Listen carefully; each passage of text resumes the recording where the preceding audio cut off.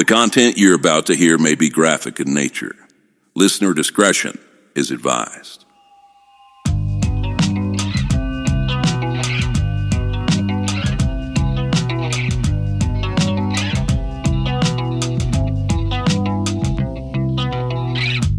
Oh, how I wonder what it's like to relax. See the sky down under. Hope my plans collapse. Oh, how I'm under the surface of my tears, falling down asunder the meaning of my years.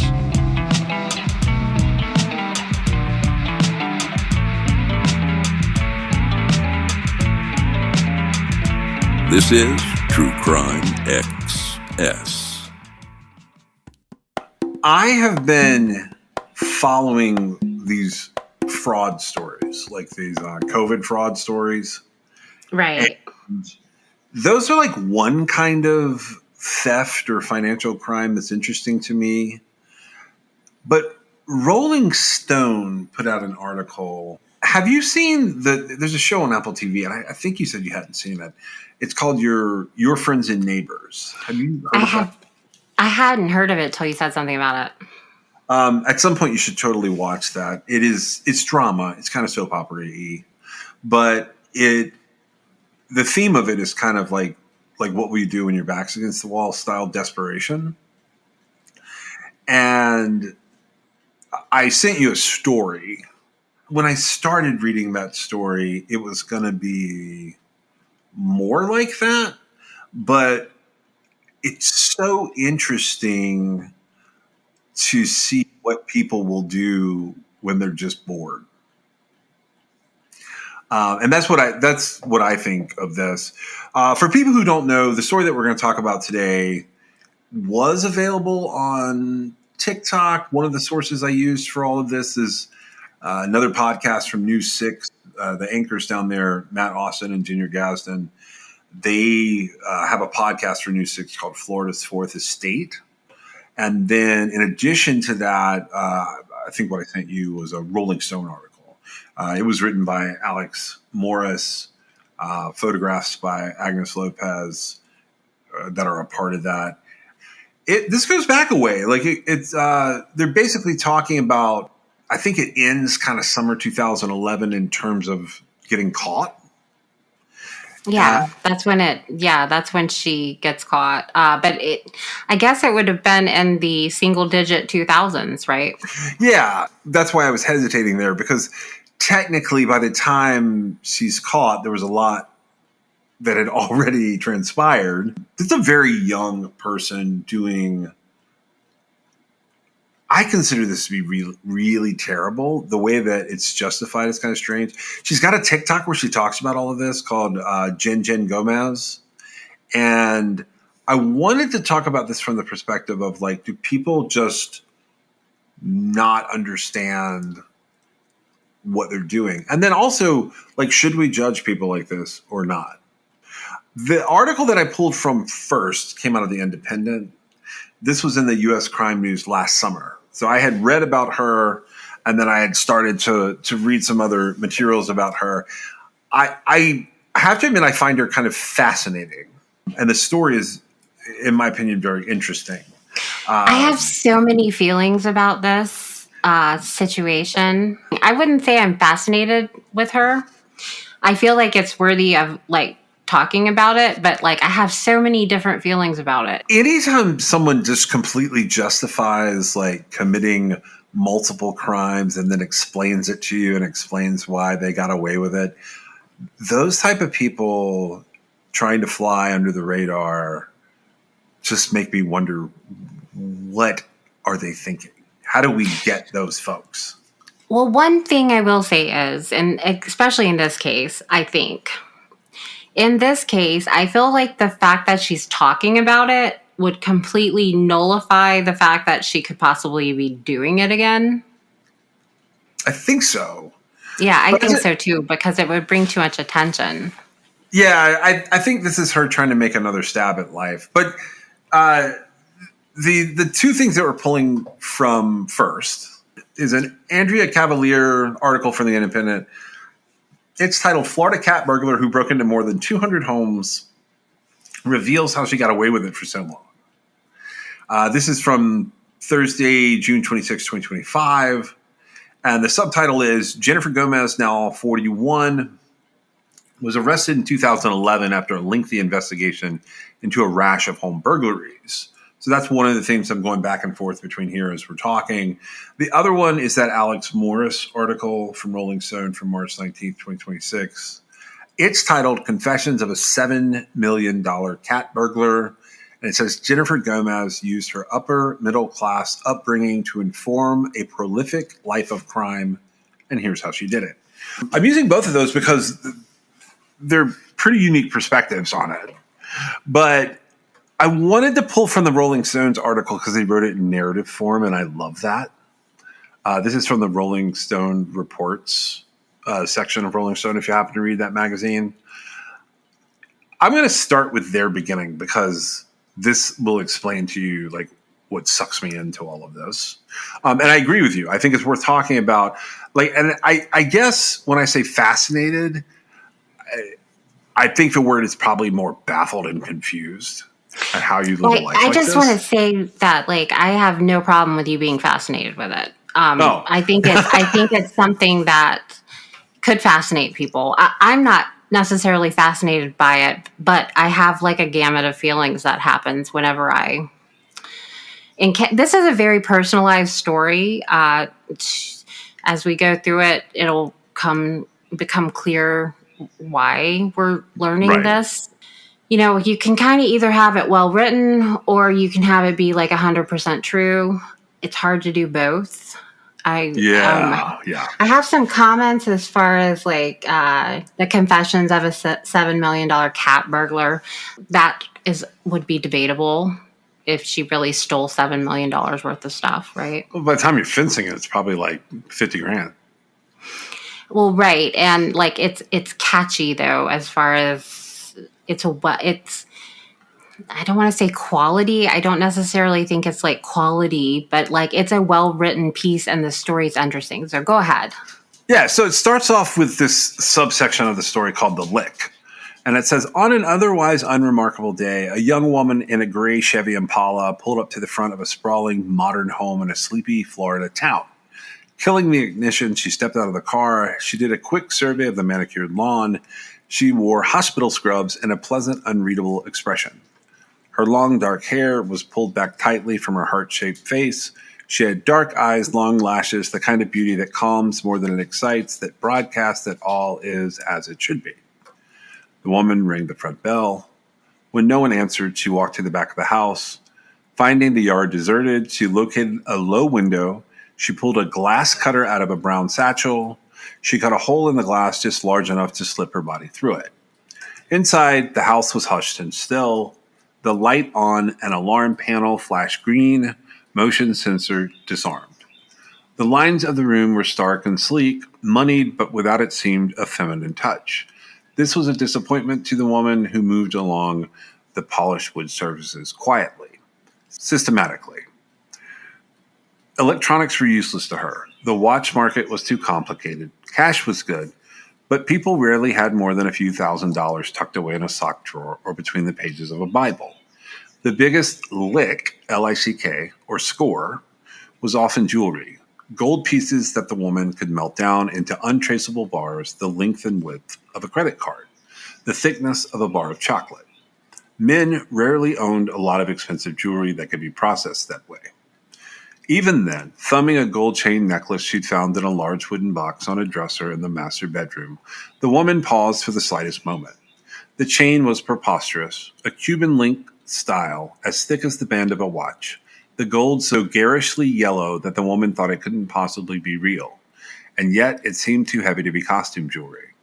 She threw the necklace, as well as some matching bracelets and even a matching ring, into her satchel. Then she let herself out through the front door and drove off to the next house. At least she thinks she let herself out through the front door, and she thinks she hit up other homes that day. In truth, it's hard to remember all of these details. Jennifer Gomez estimates that between the years of 2007 and 2011, She burgled hundreds, if not thousands, of homes in a string of Florida counties from Ocala to Jacksonville. When she was arrested on July 29, 2011, and cops tried to pin her with every burglary that matched her style, a small hole cut in a window, a taste primarily for expensive jewelry and cash, she couldn't begin to say which jobs were hers and which weren't. She'd sometimes burgle 4 or 5 homes in one afternoon, 4 or 5 days a week. The privacy fences and pools and chef's kitchens all ran together at a certain point. On the day she was sentenced, it took several hours to read through all of her charges in court, and those were only the charges she pled to, a fraction of the total amount. Though she wasn't going to admit it at the time, she says it's very likely that a lot of those burglaries, if not all of them, were mine. Which, by the way, that's stupid. Don't, start confessing to things to a Rolling Stone writer, because you know what's going to happen? You're going to end up charged with a bunch of shit you weren't charged with yet. I was going to say, though, they're reading her charges. And this is one of those things that they basically closed every single burglary. Right. On her. Right. And she couldn't possibly have done all of them. Right. And she's actually even saying that. But so this is like one of those cleanup perpetrators, right? Yeah, and you just throw all the cases you got that match or even closer that you can put them in the right area at the right time. You just give them all to them. And sometimes you don't even have to do that. Right. And so I have a question for you. What do you think about the whole glass cutter hole thing? In terms of rarity? In terms of her actually doing that. Oh, I don't believe that. There's no way. Small enough for her body to go through? That would be still like a 3x3 hole. That's huge. I think she's describing doing it once or twice, but they're taking it as I think there's a lot of historical fiction going on. Once you put the hole in the window, why wouldn't you just unlock it and open it? Right. Because it's actually super dangerous to go through a hole in the glass, wouldn't it be? That you cut with a little diamond cutter. Yeah. Yeah, because it would be just sharp glass, right? Right, but if you don't say it this way, it doesn't sound quite as much like a movie. Again, like I said, it can either be very interestingly written or it can be true, right? The whole essay is based on having it be intriguing and want you to continue reading. That detail is very intriguing. However, my bullshit meter went off. Yeah. Because I just don't believe that. I don't believe she was cutting tiny holes to slide her body through to get into these houses. I think it's probably BS. But it sounded good, right? And it sounds great. Yeah, it reads great. If you notice, and it also contradicts a little bit because, again, I'm examining this piece of writing, this story, as opposed to, we don't know what actually happened, but it's a narrative to her life of crime. And in this particular case, she goes in, she immediately notices there's no female living there. It doesn't look like there's a feminine, there's no feminine touch to what she sees, right, in the house. And so she's disappointed because her MO is jewelry that she melts down to chocolate bars, credit card chocolate bars. But she immediately, she found some jewelry anyway, right? Correct. Even though it was a guy's house, supposedly, she doesn't really know. I think, now bear with me, I've never cut glass. I've definitely never slid through a hole in the glass. I've never broken into anybody's home. I think that is something that a cat burglar typically would remember some aspect of every single thing that happened. Some aspect of it. Look, one of the reasons we're talking about cat burglars is because actual cat burglars are so rare. I don't even really know what that means. So they're professional thieves who don't have an underlying motivation that clouds their thievery. So some people we talk about this with like murder. Like there's only so many things that you could want to murder for. And that's how you know like what motives can be like. With cat burglars, the motive is it's their job and it's for money. And do they call them cat burglars because of the way they go in the house? Like they don't go in a normal, like they don't go through the front door, back door, whatever. Well, cat burglaring is not even this. Technically, I kind of thought that too. Yeah. A cat burglar is a professional thief who enters a building from an abnormal entry at a height. And it reminds you of a cat moving around. Right. Like jumping up, because cats can get into weird places. Right. And so it's that type of thing, right? Right. It's not what we're actually being presented with here. Right, but it makes the story sound good. So right, yeah. So burglary itself, very common. Home invasions, very common. All of the things that come with like breaking and entering and stealing, very common. Cat burglars, not common. The ability to do it professionally and to do it unusually requires skills, not necessarily the ability to use a diamond to cut glass, because that's what these things are. They're just like really small pieces of diamond that have been worked into a tool. Right, and I don't believe for a second that she was cutting hole. I think a hole big enough for her to get through would warrant just unlocking and opening the door, the window. Right, and they go out of their way to say a low window. So I'm picturing like something first floor or basement level. Right, and they're not big windows. Correct. That threw me off. The beginning of the story throws me off. So they wrap this story up, this first part of the story up, and it says, but Gomez says she does remember that this one lick that we just described had all this Cuban link gold, because when she got home and inspected the chains, all of it had been stamped with 916, which is the marking, the jewel mark for 22 karat gold.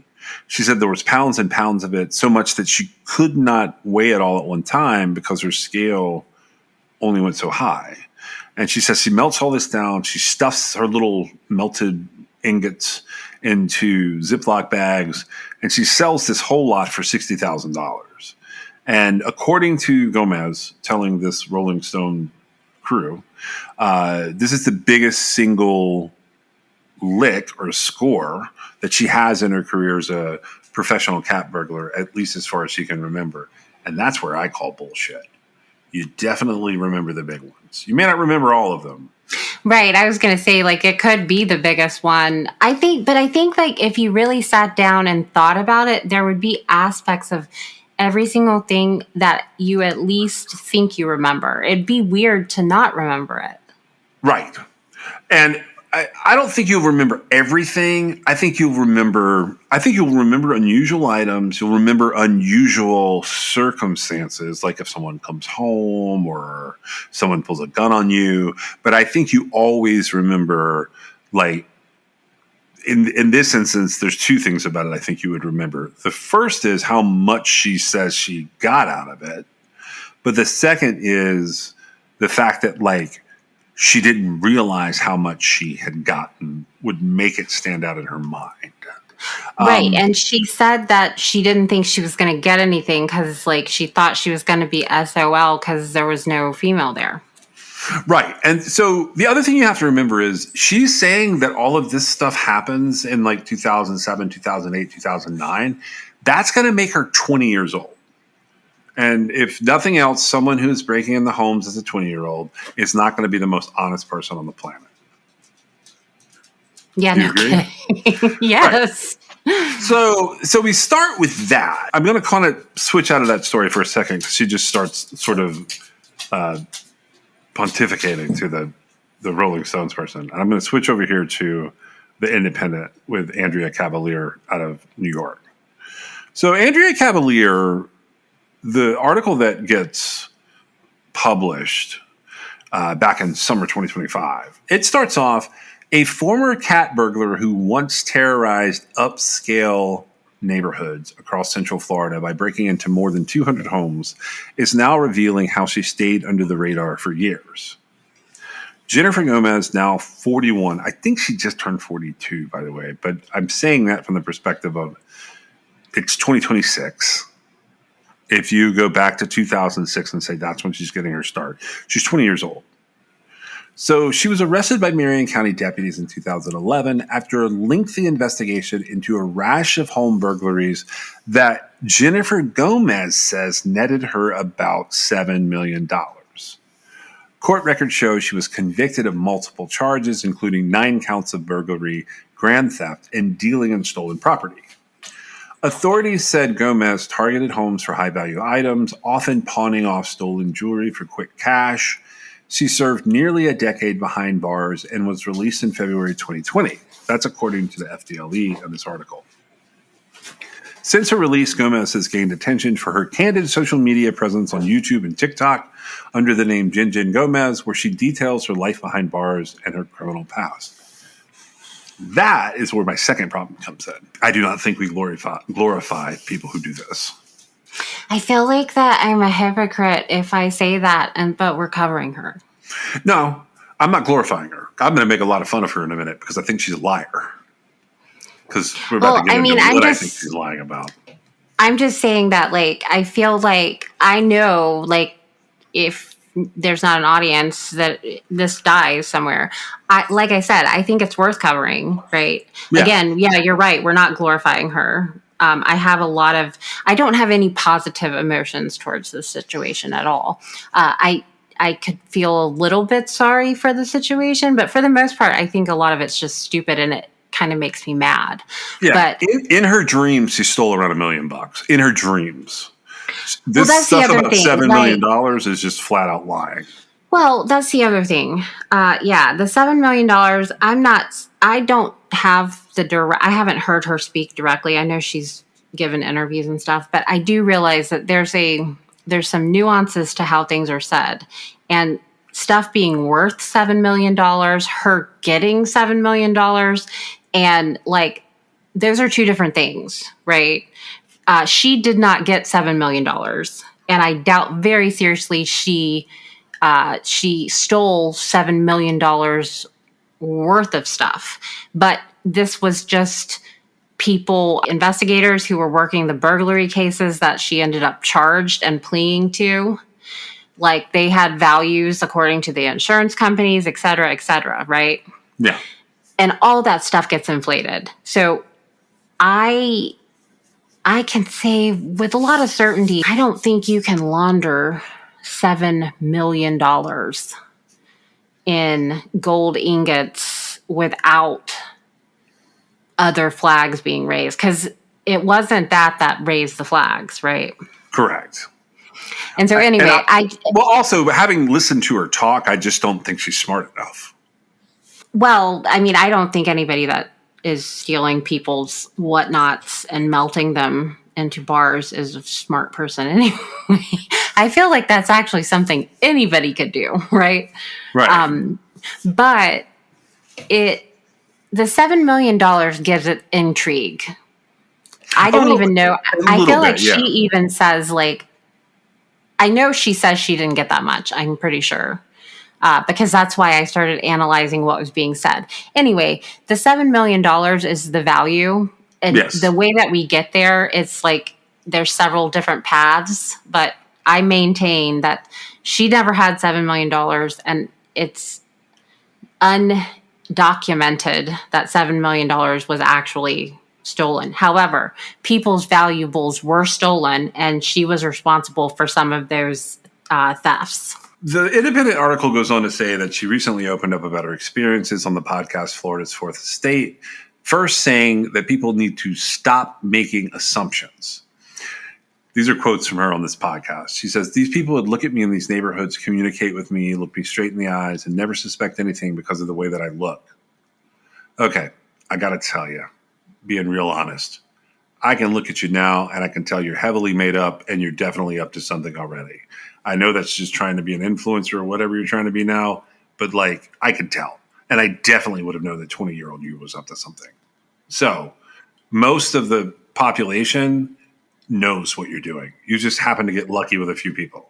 So isn't that an interesting thing that she says there? Because she's saying, don't make assumptions that people are good people. That's what I got out of what she's saying based on the rest of what she said. And while I get the theme there, I feel like she's coming from the minority position as far as people thinking that. Honestly, the people fleecing you the most are some of the best looking people. But if she's a murderer, then like what? We put her in the Ted Bundy category, but a girl? I mean, like, no, what do we... Maybe back then, but not now. Oh, right? I didn't think but even when she, like her pictures, she's always looked kind of the same. The most recent pictures I've seen of her, she's heavily made up. She's at an age that, not saying specifically, but I may be familiar with it, where like all of a sudden you're old and you're like, what? And, she was behind bars. I don't necessarily, I just feel like she's got to talk about something, right? No, and she's got to come up with these. She doesn't. Okay, if she's going to talk. Right, yes, right. If she's going to talk, she's got to talk about something. I find it odd what she pulls out. But it's fine. This is her prerogative, okay? If she wants to get on and she wants to talk about it, that's fine. I do find it odd, though, that she's telling people, don't assume that the person you see is all that they look like they are. Right. Well, because I don't think that's the right way. She follows up the never suspected me because of the way that I look. She follows it up with saying, everybody that's here to hurt you or cause you harm doesn't look the way your mind thinks they look. None of that sentence makes any sense. So, she's saying that she looked too normal and too, average. Yeah, she's completely average. For anybody to believe she was up to no good. The irony of that is she got caught. Right. So I don't know. I do realize she's got some very interesting little in-between stories that happened where people, weren't seeing anything bad in her. But that wasn't them. It wasn't that they shouldn't have made assumptions she was a good person. She should have been a good person. Yeah, right, exactly. Like she should have just not been a little douchebag. Right. She goes on to say there's no stereotype. And she says, I had a really good upbringing, actually. Everyone in my family is very well-to-do, put together, walking the straight and narrow. My mom's a neurologist. My dad's a psychiatrist. I went to private schools. I've had a really good, nice life, and was afforded a lot of good opportunities, and I kind of just pissed it all away. Well, I would agree with the last sentence there, but I'm sorry. If your mom is a neurologist, that means she didn't spend any time with you. And if your dad is a psychiatrist, he also probably didn't spend much time with you. And that's why you went to private school, so that you would be out of their hair. Well, right. But she also I felt like she's speaking about a good upbringing strictly from a financial point of view. Right. She's basically saying, I never had to work for anything, and look how I turned out. Well, right. And I don't think that is the statement that she thinks it is. Right. So with the Fourth Estate people, they go on to kind of ask, how did she pull it all off? And she keeps talking on there about it. She says that she carefully selected which homes to burglarize. She focused on affluent but not ultra-wealthy properties. So she's just stating the obvious. Mansions with extensive surveillance systems were too risky. Stating the obvious. And she goes on to explain, rich people always want to advertise their security. ADT stickers, surveillance signs, picket signs in the front yard. They want you to know. But for me, that was a good thing because what you're telling me is you have things to protect. And now I know there's an alarm system, so I'm going to work around it. Okay, well, that's not the smartest move in the world because if you're doing this in 2026, I just want to let everyone know all of those systems now have fail-safe backups. So when you get around them, they alert anyways. Well, plus she was in this period of time where, like, right before doorbell Doorbell cameras video. started. Yep. Okay, and so I do remember, like, there weren't doorbell cameras back then. Some people had security systems, some people had surveillance systems, but they weren't great, and they definitely weren't like real time, like monitoring type systems like we have now. And so she really kind of hit, a time period where, as technology was advancing, we weren't quite there. But see, today people would be watching her, like, as she was going in the house, right? Correct. And so the other thing is, like, how did she get away with it? Well, once again, she did not get away with it. She went to jail. Right. Right. And so I'm not sure why. I was confused by that question in particular. I guess maybe, like, because she did it for an extended period of time. That's what they were saying. Like, how did you get away with it? Well, you didn't. You went to jail. However, that's in there. So there's that. So she does say that growing up in that family gave her insight into how upper class homeowners secure their properties and what weaknesses to exploit. So I guess when she was home on the weekends from private school, she was able to, because I think one of the sources said boarding school and one of them said private school. I guess private school could be like right there and you're going to whatever the best of Florida has to offer. As opposed to being sent away to boarding school, which is where a lot of kids from affluent families go. But she says that she preferred homes in cul-de-sacs or ones that backed up to quiet roads. They allowed her to get away quickly. Dense landscaping and privacy fences would offer her additional cover. And I think this is a podcast quote, but I couldn't tell how they put all this together. She says, I would always try to find a home that was in a cul-de-sac so I wouldn't get lost in there, and or a home that backed up to a street. Not like a main street, but maybe just like a two-way street that was right outside the neighborhood, because sometimes I would have to jump the fence if I had to get out of there quickly. She says a rainy day was the perfect time to strike, explaining because people weren't typically outside. Okay, I don't know how that's a perfect time to strike, because if they're not outside, that means they're inside. So you're going to go into their house while they're indoors? No, I think she means witnesses. I know. Your neighbor, like the neighbor to the house she's going in. You are 100% correct. She says in Florida. But what does she mean about getting lost?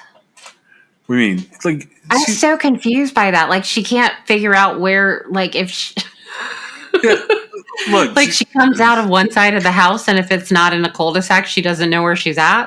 She's having trouble because the answer to this question that she's like babbling on about is actually, I got really lucky until I got caught. That's the answer. And she doesn't know how to say that. And it doesn't sound interesting when you just say that one sentence. Right. I don't know what she means about getting lost. I think like maybe in the world of GPS, she decides that she doesn't want to carry a phone with her. That would be a smart move. So I doubt she's doing that. Probably got a phone in her pocket. It's that's a very interesting comment. Yeah, it is. She says in Florida, there's a lot of rain, a lot of humidity. So that's very common the days when people are not outside. She said there's no one gardening. They're not mowing their grass. There's not landscapers. There's not anyone jogging in the neighborhood. And there's no mom pushing her baby. Those are all very stereotypical witnesses in Law and Order, aren't they? Gomez says she needed a disguise as part of the ruse to get herself inside the door. So she dressed in medical scrubs and posed as a worker from a dog med spa. A dog med spa. Okay, fair enough. So if no one answers the door, she would knock on windows and call out names to make it seem like she was concerned for someone inside. If still undetected, she'd use a glass-cutting tool to quietly enter, usually through a master bedroom window. And then she goes on to say, your dog's not going to scare me. If I know there's a dog, I always brought some kind of food. I would bring steak. I would bring chicken. I'd have a sandwich in the car. If there's a dog that looks scary, I'm giving it food, and I promise he's fine. Okay. Now she's just making shit up. I have a dog that would not, actually he doesn't even look scary, but he would not be fine. He cannot be bought off with food. And I always have that I would have that in the back of my mind, right? Yeah. I I have one in my house. So that's the other thing is I don't have a dog, which you don't either. You have a pack of dogs. I only have one that would be that way. The others would definitely take the food. I have one that would take the food, but that's the problem. Then you didn't bring enough food to satisfy the one that will take the food. Oh, I see. Yeah. So see, I have the other two are the ones to worry about. Right, exactly. And see, I have one dog who he cannot be bought off by treats. He does not care. If you're not supposed to be in here, there's absolutely nothing that you're going to be able to do to get him off of you. Because so I mean, I'm just saying that I don't necessarily think that that's true. I think she probably avoided houses with dogs, but whatever. Yeah, I mean, if it were real, that's what she would be saying, is that she stayed away from houses with dogs, if it were real. She's just caught herself, she's realized that her whole story, her entire life story, can be told in 15 minutes. So now she has to, make up things.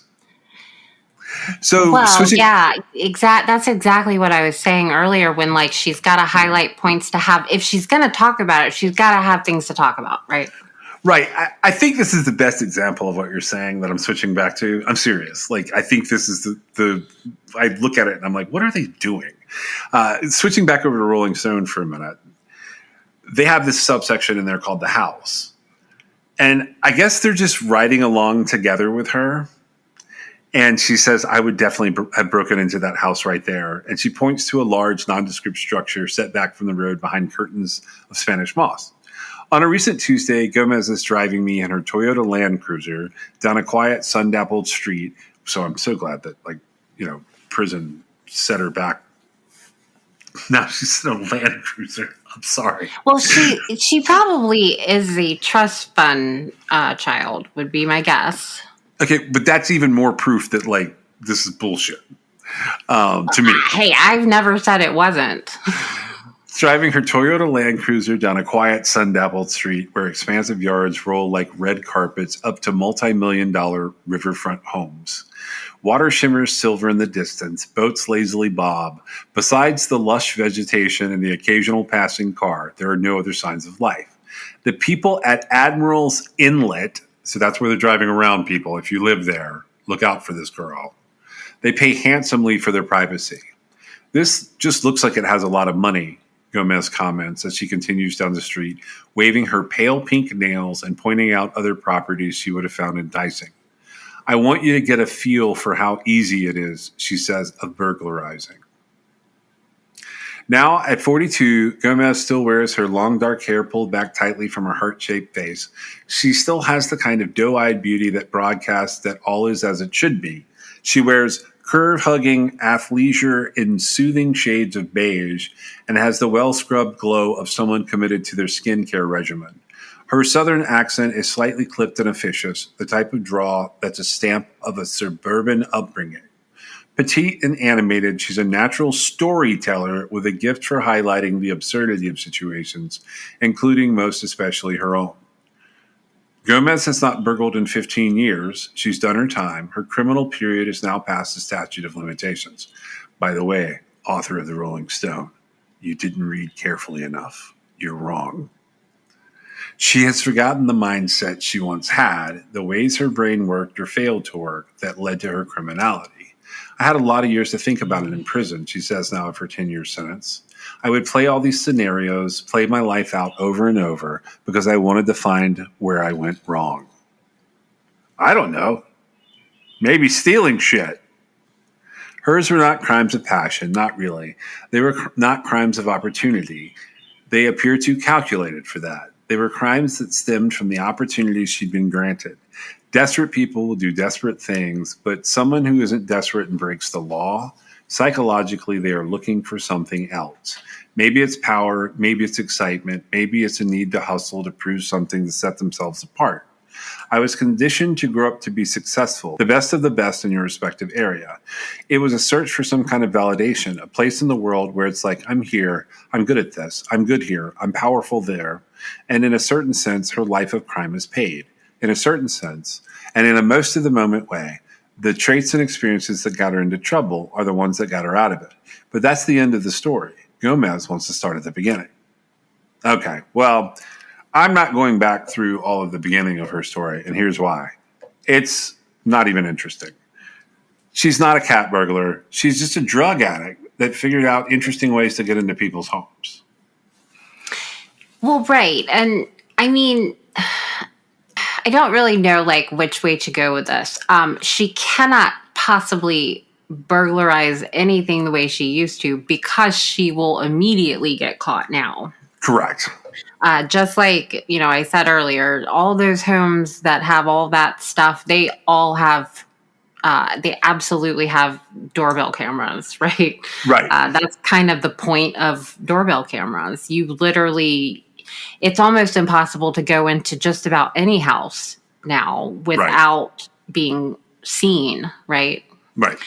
And so I immediately thought of that when I was reading that. Now, she tells some accounts of things that happened to her, like when I can't remember exactly what happened, but she like walked in and there was like a couple there, and like they were an older couple, and the man ended up walking her out to her car with an umbrella in the rain. Like, it was so nice. And I was like, and she told it like, haha, those people were so stupid, right? That's the gist of her statement.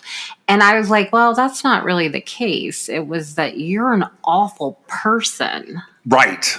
They're not stupid. They were trying to like they thought they were doing a good thing for you because you needed it, because you were clearly in terrible shape. Well, right. And it becomes this, the whole account of it. It's very interesting what her perspective is, because she's coming at it from that way. And in essence, I guess, you've got somebody who lived her life of crime. She ended up with an attorney who was paid, right, to get her a deal. And most of the time when people are burglaring for money, which she didn't have to, but, people who burglar for money, they don't have money to get an attorney to get a deal, right? Right. And you can actually get in a lot of trouble, especially for the amount of burglaries that she supposedly has committed, right? Right. She's at least pled guilty to.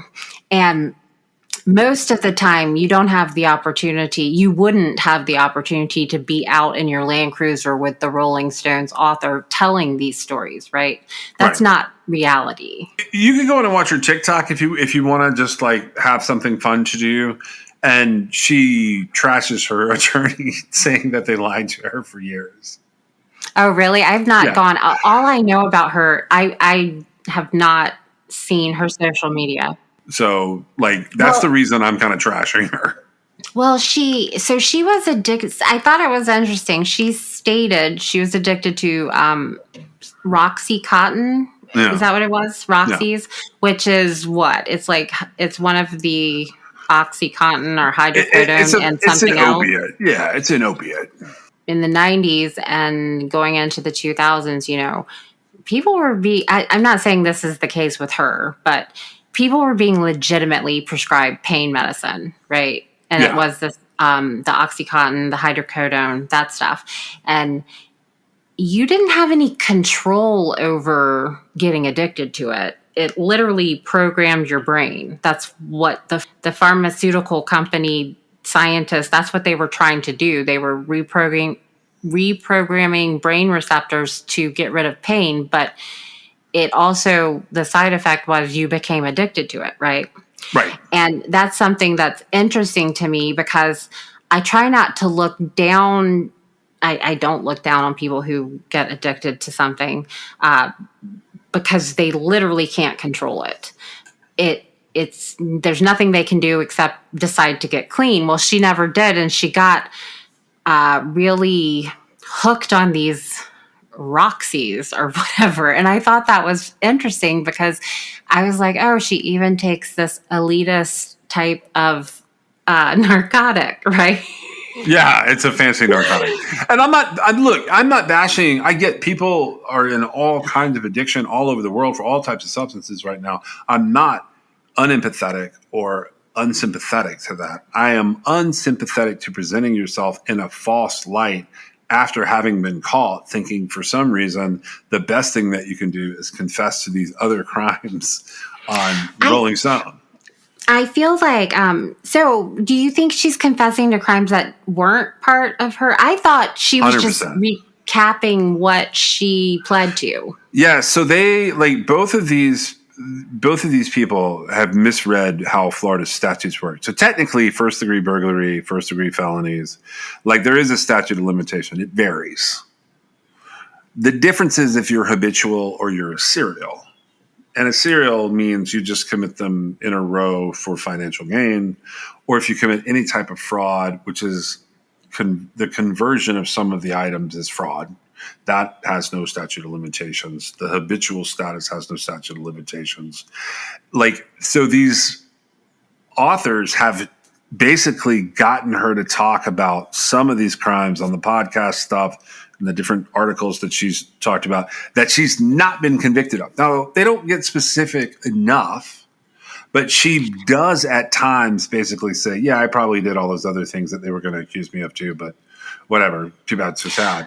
See, I guess that's where I'm not entirely sure because she doesn't give like they said it took hours to read all of her charges. That's about the extent of what we got, right? Right. And so I don't know what all she was charged with, but you know what? You're probably right. She probably is one of the people that would talk about things that she wasn't charged with yet. But here's the thing. I think she's still doing it. She'd get caught. I think she will. I think she definitely will.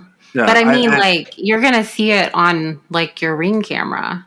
I think that would be one of, if she went to jail in, like, 2012 or something like that, I think. Yeah, she goes in 2011. She gets out in 2020.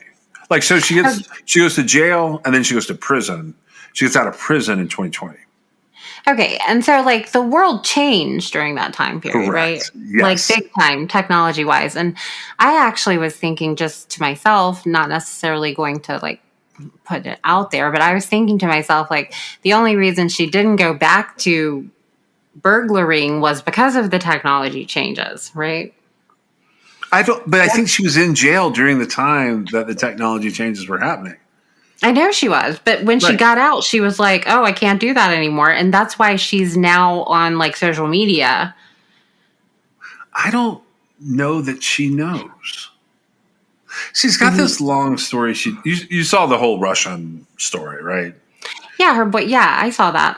So she's got this Russian boyfriend that she says it's a toxic relationship.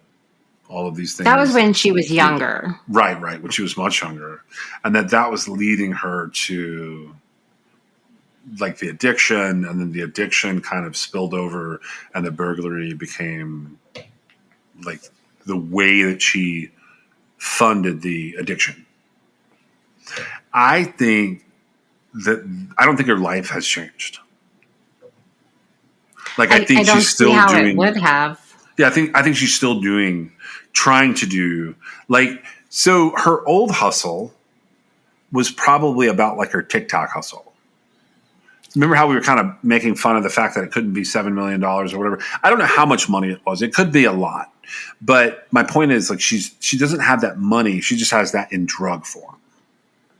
Well, right. And there's nothing left from what she did. Like all of it was just a kind of guesstimate.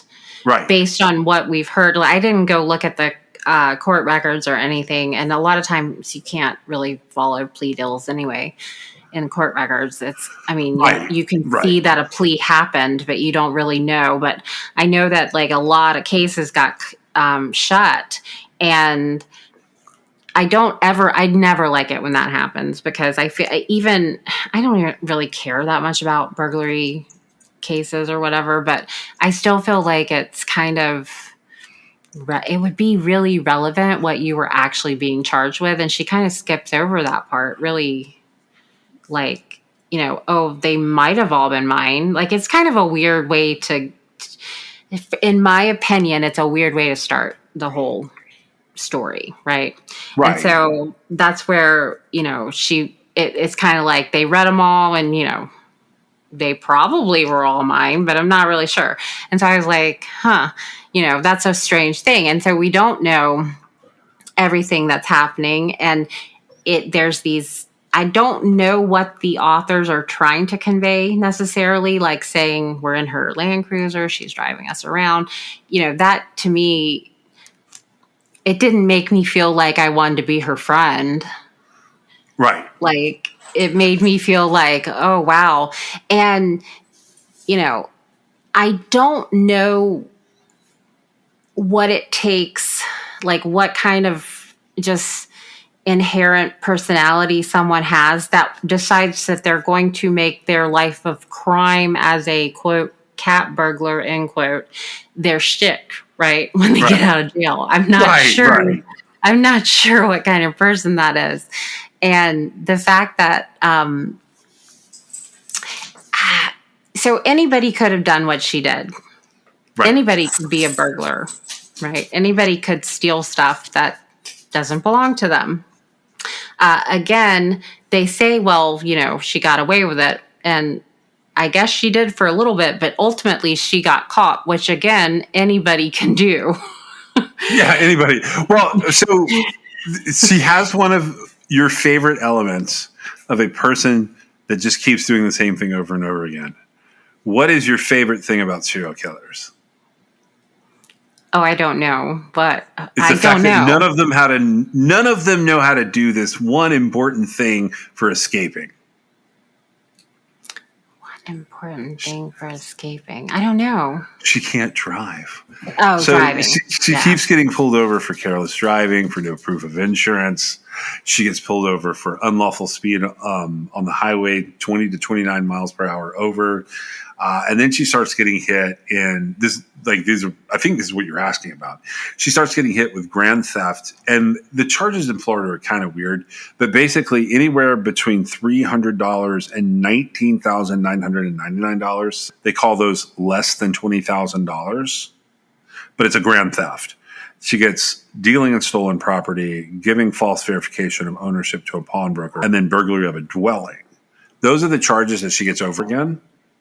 Sorry, I'm coming to a point here. It's the giving the false verification of ownership to the pawnbroker that's probably going to end up doing her in, I think. Like, was that the early? Was that? See, I was confused about that too. It's not a completely.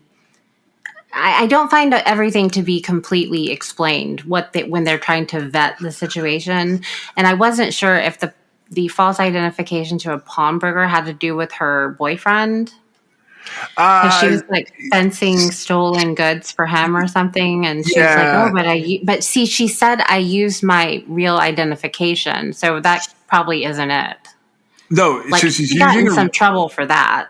She's using a real identification and then signing an affidavit that she owns what she's selling. So it's just false information. Right. She's lying, but it's fraud. If you so part of her thing was she ends up in sort of a very loose business acquaintanceship with somebody who has the machines that you need to melt down gold. And I'm pretty sure that it's her association with him just on the fringes. Because basically, the way the story is told, she gets what she gets. She goes in, she uses the meltdown machine, and then she just kind of leaves, him with a little something. And that's that, right? Right. But the fact that she's coming and going from that establishment is how she ends up in trouble to begin with. Right.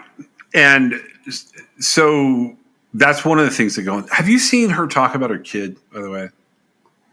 I haven't seen her talk. I have not watched anything. I've not seen her. All I've done is read about her. I haven't seen her talk or anything like that.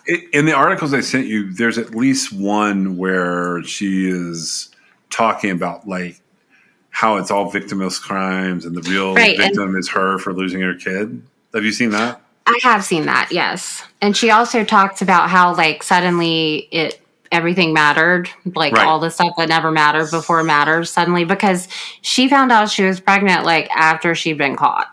Right. Yeah. So Yes, I did see that. I think so. I never want to trash parents, but like you're on a lot of drugs, and so I guess we have to explain that's a different time in the world. 2026 is very different from 2007 to 2010, particularly in Florida.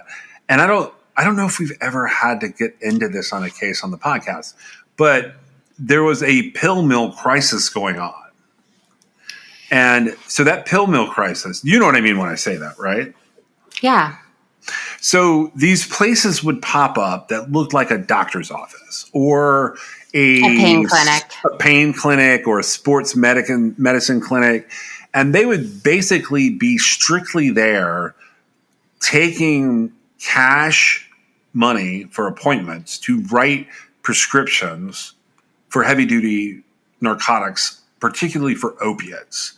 We don't have that as much in 2026. Well, no, because the regulations have caught on. But yeah, it would be strictly like you would just go and say, I'm in so much pain. And they would give you your prescription and you would be paying them cash, right? Doctors were participating in this because apparently they didn't realize it was wrong yet. It killed so many people. It really did, yeah. And it's where, like, I think it's where the whole dope sick thing comes from. Yes. A lot of people were, it was essentially people who were addicted to opiate painkillers were lining up at a doctor's office to get their prescription. Yeah, they really were. And they weren't normal prescriptions. I had someone in my life that would, like, they had a period of time after a car accident where they were deeply addicted. And they would get prescriptions for between 90 and 150 heavy duty, either Percocet or oxycodones at a time. Right. And the reality was those drugs were gone within a week. Right. It's 1,000 wonders that person survived, honestly, because when someone ODs on that, it's literally because they took so many that their body shut down. Yeah. Yeah. And actually, I don't think we've talked about this on here. Florida was a particular problem. And so the Florida, weirdly, the pandemic reset what was left of the pill mills in Florida. But one of my former spouses died because of an addiction in Florida, like right as the pandemic started.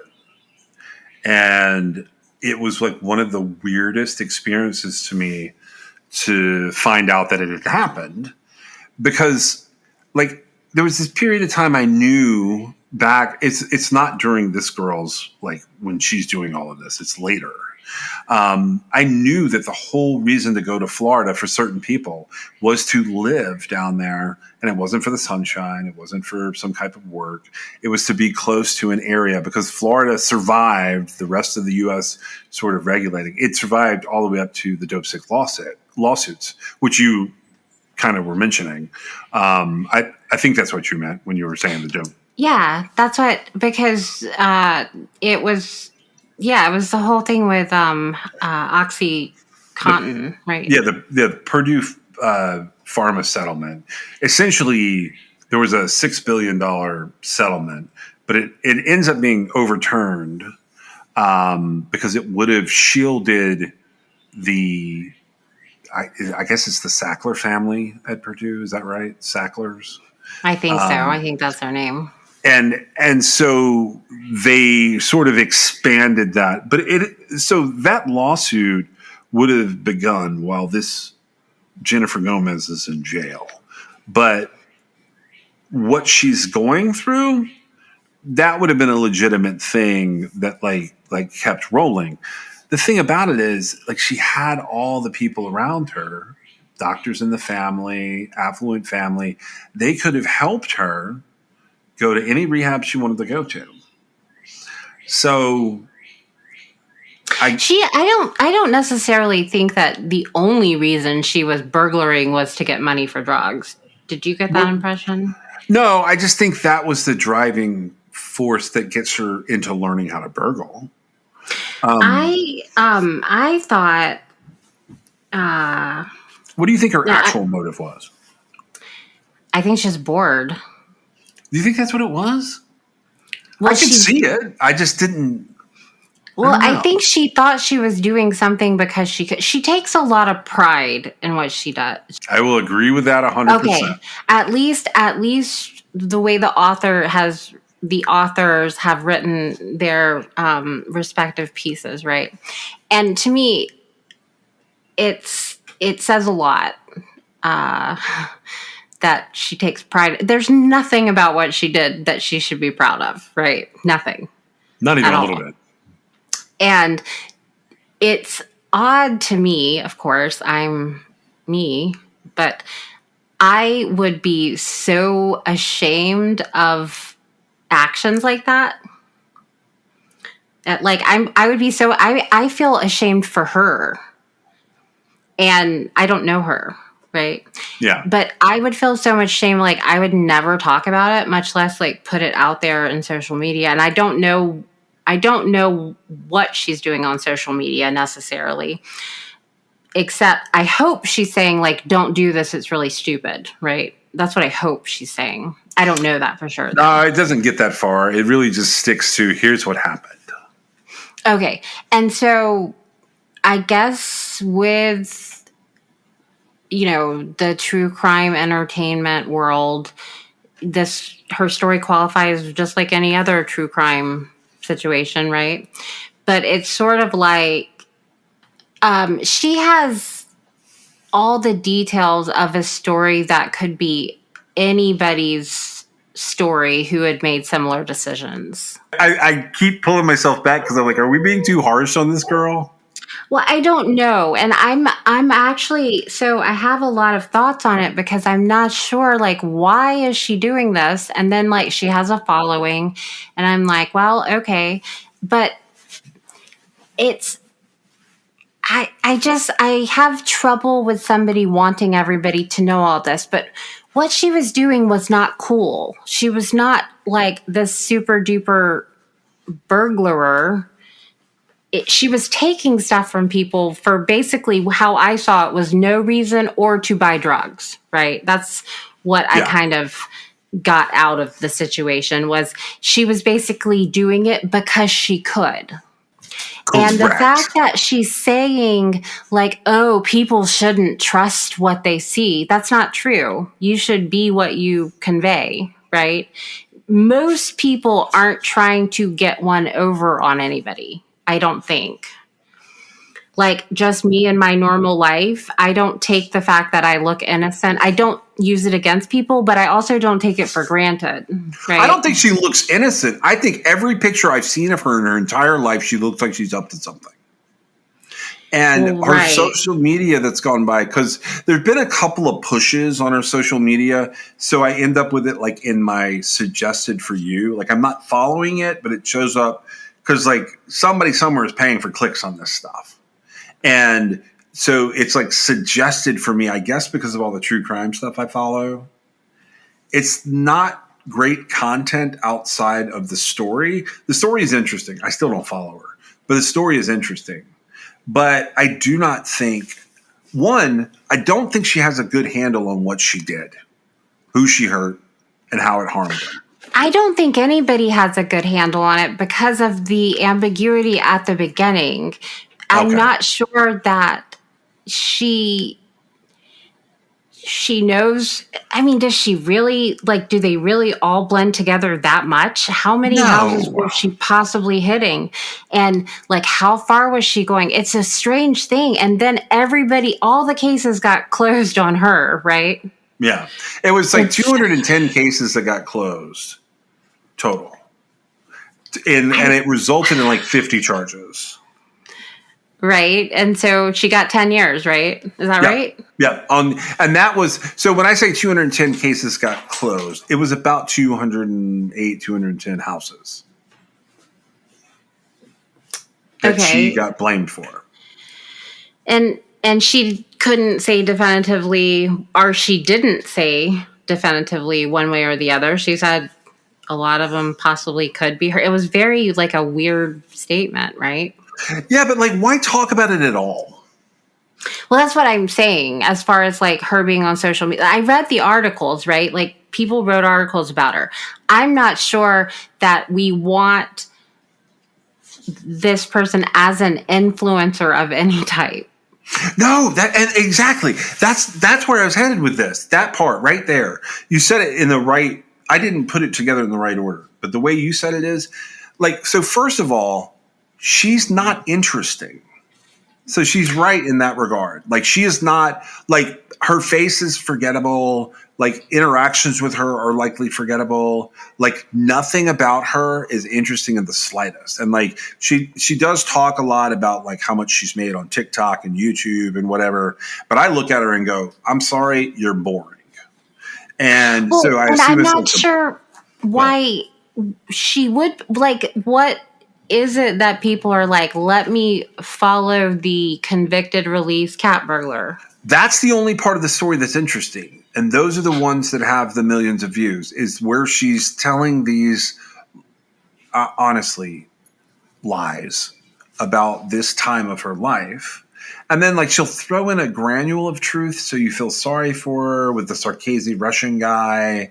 Like, I look at that stuff and I'm kind of like, well, maybe that's what is making her interesting. And you can see the parallels because like from at least I guess I would assume Rolling Stones at least vetted the fact that she was in jail for that amount of time, right? Yeah. I presume that. And if I'm wrong, then that's on me. But I presume they vetted that. And so she did go to jail for something, right? And Correct. And the narrative of her story, it's that she always had some ruse she was ready to pull out of her back pocket in the event she was caught, right? Right. Like she's knocking on the door to check on, her mom's friend or her friend's mom or whatever. And, she's there to pick up Rufus for the doggy med spa or whatever. She always had she was running on on a contingency basically that she was probably going to get caught. That's how she operated. And so in some ways she was putting on an acting routine, right? Or she was ready to put on an acting routine, which I imagine is what she would be doing on social media. Yeah. Now, like she's just talking it up. There's absolutely nothing about the bad decisions she made that make me go, let me go see what she's doing on social media. And I find it odd. I did read, so once her cellmate or like her friend got out of jail, right, her mom, so Jennifer's mom, paid for her cellmate to live at a hotel for like 6 months or I don't know, something like that, because the cellmate had helped her substantially in jail, right? Right, yeah. And so now I believe the two of them are roommates, and they actually were for a period of time, yeah. Okay. Well, but the point was like they're covering this like human interest piece, the magazine editors, I guess. I'm not sure what the other source was, but Rolling Stone is a magazine. And so they're covering this person, and it's based on the fact that she has a social media presence, right? Yeah. And it's to, it's publicity, it's PR. And I guess the interesting part to me was like, okay, she tells them in the article she makes enough money off of social media. That's like her job. Yeah. And I'm like, wait, what? I don't know. I don't know what to think about that because I'm like, well, what is she doing? And then I'm like, well, I could check it out. But honestly, I just don't know. I've looked at some of it. You're not missing a thing.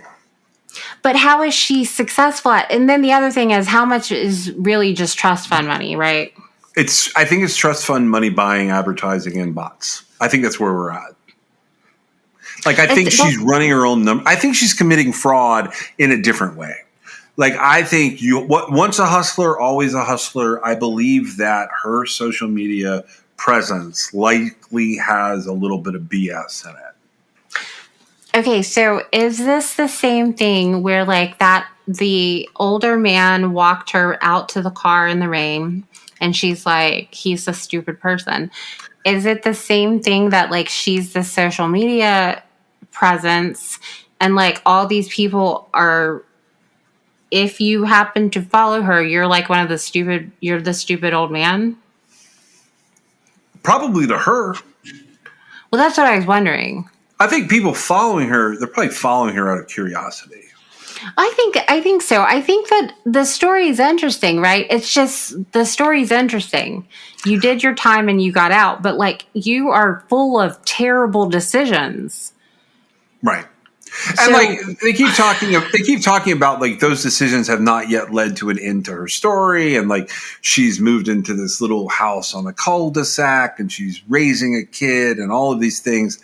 But here's the thing. If you want to know more about her, the best place you can look is myflorida.com. They have a corrections offender network where you can look her up. If you're curious whether or not she stole something from your house and you live in Florida, good possibility that the answer is yes. But they have listed all of her dates of offenses there, like off to the left-hand side. Every burglary that she's convicted of in 2007, 8, 9, 10, 11, they're there. The offense dates are on the left. The sentencing date is on the right-hand side. And if you look really closely, you'll notice that her probation will continue until she got out of prison on Valentine's Day 2020. So she gets out, and then the pandemic happens like less than a month later. But she will be on probation until February 9th of 2040. And if she commits any sort of anything in between there, she'll go back, right? Yeah, it'll be a probation violation of this particular set of sentences. She has a very, very long looming sentence there because if I remember correctly, it's like 6 years per offense for 40 offenses or something like that. And she's like skating by on the skin of her teeth being out as it is. If she were to be caught like fraudulently doing something on the internet and get a federal fraud, wire fraud, something like that, I think she has to go back and do a considerable amount of that sentence. Right. And I don't wish that on anyone. I guess I almost feel like the world is gaslighting me when she's like, I had a really good upbringing. And I'm like, it's not possible that you had a really good upbringing. You ended up in jail, right? And so I just get confused when I'm like, I think it's just a skewed perspective on her part. Well, I mean, she's clearly like she may make fun of the guy with the umbrella walking her to her car, but that guy's judgment's a lot more sound than hers. His decision-making skills are a lot better than hers. His critical thinking skills are a lot better than hers. Well, right. And I think a lot of people would be surprised to know everybody probably didn't trust in her innocence. There are actually people who, like, for example, I'll just give this as an example. There was, I knew a well-off, I know a lot of well-off people. I'm not well-off, but I've been in their houses. And people would steal stuff, like people who came to clean or whatever, right? Yep. So that's not cat burglary, but, like, it's still, like, somebody was in the house. They were allowed to be in the house, and they took things. And it was noticed, right? But they didn't call the police. They didn't make a big deal out of it. And so I don't know how much of it, like, people just didn't say anything versus they, genuinely believe for whatever reason that she was innocent. Not to mention, it sounds like her prerogative was not to encounter people. Right. And so to that extent, it didn't matter anyway, right? Like, she wasn't running into anybody. It didn't matter how innocent she looked. Right. If you see her on social media, we're hoping that you'll just join us in boycotting her. Only read stuff that's in print about her. Don't watch her TikToks. Don't watch her YouTube. Like, make it so that she has to go get a real job at McDonald's or something. That's what we're hoping you'll do. Do you have any thoughts on it? I mean, I don't really care one way or the other. I find it interesting. I wouldn't support her I don't want to go look because I don't want to support that. But at the same time, I can't figure out like what the heck is going on. So it's very interesting. I found this story to be interesting. I found the look into her mind to be very interesting. I also found it to be like what I consider to be wrong, right? Like she's wrong about most of the stuff she said, but it is interesting to get that side of it because she's not a violent criminal, but nonetheless, she has a record demonstrating, this string of crimes that she committed. And I find that fascinating. I'm always interested to know what somebody has to say. Maybe I'm looking at this wrong. Maybe the truth is, like, we should support people like this in influencing positions, if nothing else, to keep them from doing this same stuff over and over again. Well, that was the other thing I was going to say. Like, I really don't have a problem with her supporting herself in any legal way that does not infringe on anybody else. I just don't understand how that's like possible with social media influencing. But clearly it is. Like, I don't feel like it should be possible. I don't necessarily have a problem with it. Maybe she's just a very charming person. That seems like that wouldn't be the case just based on like looking at her. I mean, she's nice looking, but she doesn't necessarily read like super, charming and interesting to watch, but I could be wrong. I don't know. It's just a very interesting situation. I find that, for now, social media has lots of opportunities for people. And I'm okay. I mean, I'm okay. I wouldn't say boycott it. I just am not sure of what the purpose would be, To watch her, you mean? Like, I just don't know. Be to watch her? Yeah, like why it never even occurred. I saw that she was on social media. She made comments, that's how she's supporting herself or whatever she said. And once you know the story, what else is there? Nothing.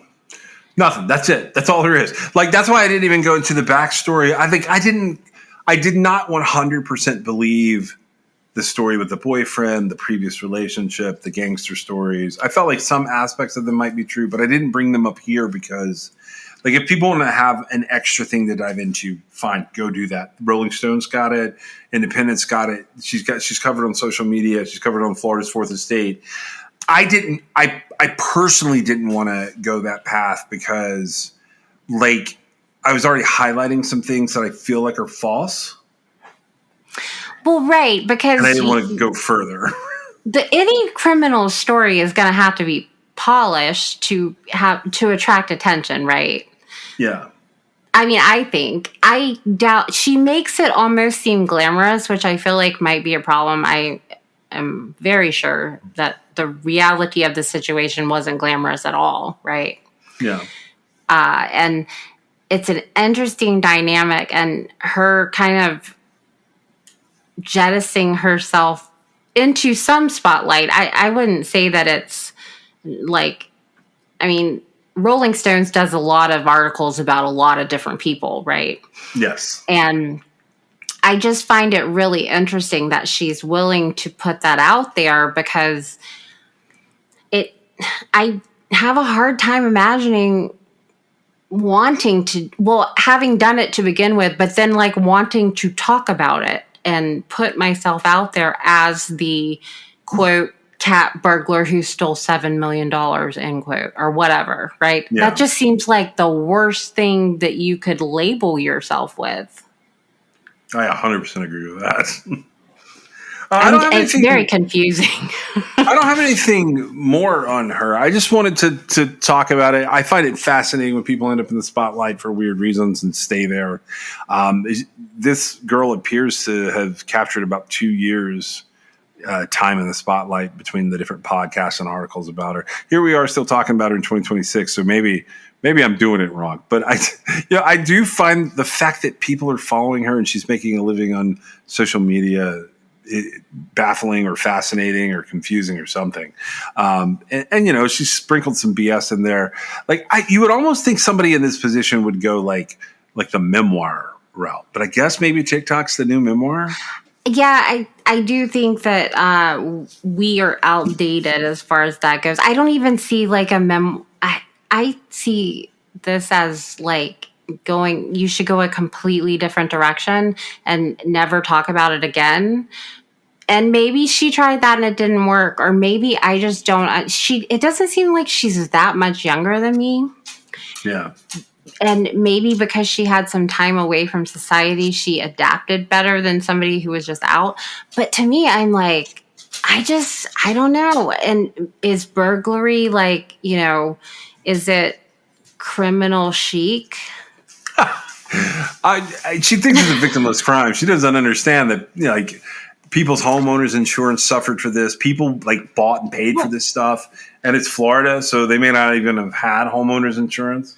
Well, right, but also she does come to the realization that it wasn't necessarily victimless. It's just it wasn't violent, right? She didn't hurt anybody physically, but when you actually own a house and have a life in a house and then somebody infringes upon your privacy, I feel like she was kind of at a point in life where she'd had everything handed to her. She hadn't really worked. And she just, she didn't give a care, right, about any of it. And that's where she sort of was. It's not necessarily a victimless. I would feel terrible going into people's houses and rifling through their stuff. That would make me feel terrible. I feel like it would make most people feel terrible. That's why we don't do it. Yeah. And if you think about it happening to you, of course you wouldn't do it. Yeah. Well, I'm glad we covered her, and I never have to think about her again until she gets a parole violation. Would we cover her again if she got a parole violation? Maybe. Okay. See, I think that this is part of the secret sauce, man. You got anything else on her? No, I feel like I wish her the best, and I hope she stays out of criminal trouble, definitely. Well, I can't wait to see the Netflix show.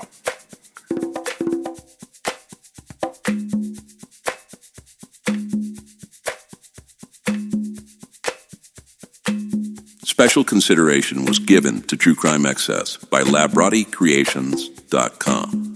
If you have a moment in your favorite app, please go on and give us a review or a 5-star rating. It helps us get noticed in the crowd. This is True Crime XS. You fall like the stars.